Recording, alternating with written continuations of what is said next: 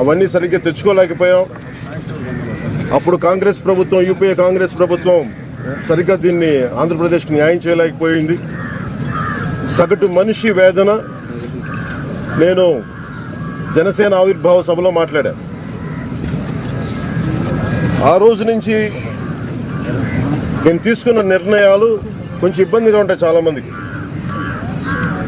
నేను నరేంద్ర మోదీ గారికి మద్దతు తెలిపినప్పుడు ఆ రోజున 2014లో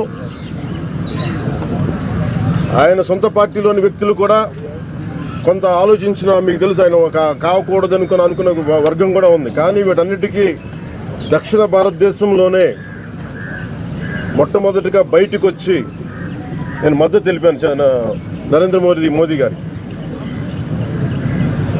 దానికి కారణం అంటే ఈ రోజున నా మనస్సుని ఆవిష్కరింపజేస్తున్నాను. దేశానికి చాలా బలమైన నాయకుడు కావాలి. దానికి కారణం ఆ రోజు నరేంద్ర మోదీ గారికి మద్దతు తెలపడానికి, మా నాన్నగారు చనిపోయి అస్థికలు కలపడానికి కాశీలో ఉంటున్నప్పుడు బాంబే దాడి జరిగింది. బాంబేలో మనకి ఉగ్రవాదులు వచ్చి మనకి బాంబేలో తాజ్మహల్ హోటల్ మీద దాడి జరిగినప్పుడు వీటన్నిటికీ నాకు ఆయన ఒకటే అనిపించింది, జరుగుతూ ఉంది.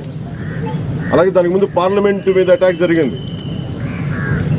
భారతదేశం ఇంత బలహీనంగా ఉంది, దీనికి బలమైన నాయకుడు కావాలి అనుకున్న ఆ రోజు నాకు అనిపించింది. ఎవరైనా వస్తే బాగుండే, ఖచ్చితంగా మద్దతు తెలపాలని ఆ రోజు అనుకున్నాను. అదేవిధంగా 2014లో ఆ రోజు అనుకుంటే 2011-9లో అది నరేంద్ర మోదీ గారు వచ్చినప్పుడు నాకు ఆయన సంపూర్ణంగా మద్దతు తెలిపినప్పుడు ఆ రోజున నన్ను అందరూ తిట్టారు.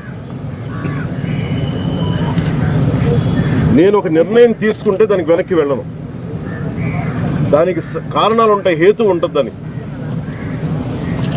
ఆ రోజు నేను ఏ రోజు కూడా, ఆ రోజు నుంచి ఈ రోజు వరకు కూడా నేను నరేంద్ర మోదీ గారు వారు పిలిస్తే వెళ్ళాను తప్ప,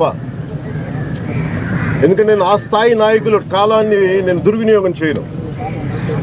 కనీసం ఒక ఫోటో ఆపర్చునిటీ కూడా నేను అడగను. అంటే ఇవన్నీ నేను దేశ సమగ్రతని, దేశ అభివృద్ధిని ఉద్దేశం పెట్టుకునే మాట్లాడుతాను. ఒక అభిప్రాయం మద్దతు తెలియజేసిన.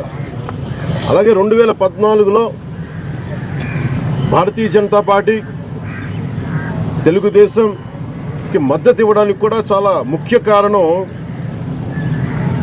విడిపోయిన ఆంధ్రప్రదేశ్కి చాలా అనుభవం ఉన్న నాయకుడు కావాలి దీనికి. ఎందుకంటే 2020 విజన్ అని చెప్పినప్పుడు